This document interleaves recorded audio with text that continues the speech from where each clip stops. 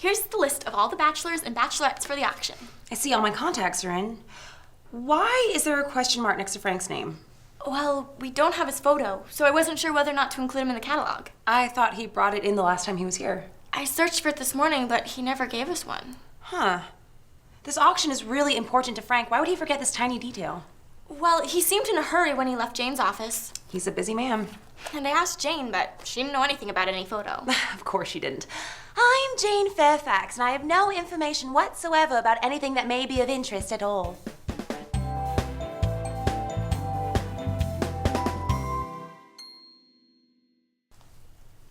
What? She lived in London. Emma, are you sure you like Jane? Of course I do. She's competent, efficient, hardworking. But I've tried to talk to her a few times this week, and she shuts me down. She tells me nothing. She told me she'd write the intro speech for you if you'd like. I'll do it myself, thank you. Why wouldn't she ask me personally? You were in your meeting with Mr. Churchill. It wasn't a meeting. It was a conversation. So, you and Jane are becoming really good friends then. I'm just helping. Harriet, it's okay. I'm sure she appreciates having a friend in the office. Well, she gets along with Alex.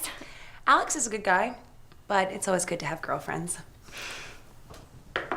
Am I interrupting? Annie, I haven't seen you in forever. You've been kind of busy with all the restructuring and the hiring. I still have time for my friends, though. Oh, speaking of which, your new friend, Frank, gave me a photo for you. For the auction? See, he didn't forget. He's very sorry about not bringing it in person. He had to leave town unexpectedly. Shocker.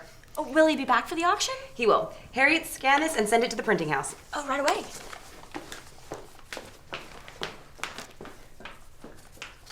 So, tell me, how's Emma Approve's new business direction going? Do you like it? Immensely. It's great to feel we're actually making the world better.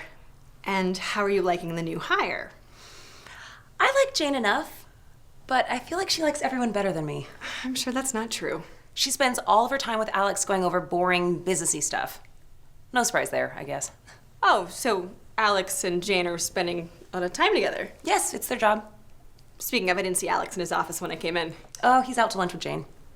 Is he? Wait, Jane and Alex? Annie, how can you think that? It's from spending too much time with you. You're a bad influence. I would never match Alex and Jane. That's crazy. Think about it. They spend a lot of their time together. They share similar tastes and hobbies. That doesn't mean anything. Relationships can be boring when people are too similar. Yeah, but you have to have some common ground, shared goals, time spent together.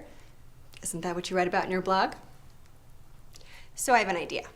Why don't you use your bet from last fall and set Alex up on a date with Jane? What? No. No way. Besides, I already used my bet to make him participate in the auction. Then just suggest it to him. Can you imagine a date between Alex and Jane? Him picking her up from Maddie's house, then having to listen to Maddie's stories while Jane gets ready? Poor Alex. Alex likes Maddie. They get along very well. Then they would have the least romantic date of all. It was such a good idea to leave the car at home and take the subway, even though the stop was a mile away from the restaurant. Well, that's why I wore my Sensibo shoes.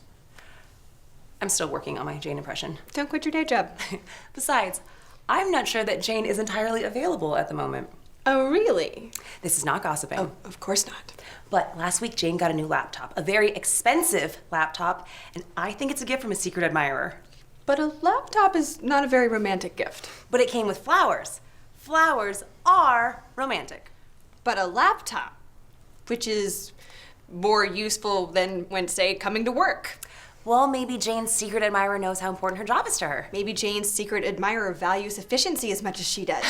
I see what you're doing, Annie Weston E. Taylor, and you have no basis. You can't just invent an idea and run with it. Oh, because you never do that. Well, the difference is I know when two people are well matched, and Alex and Jane are not. If you say so.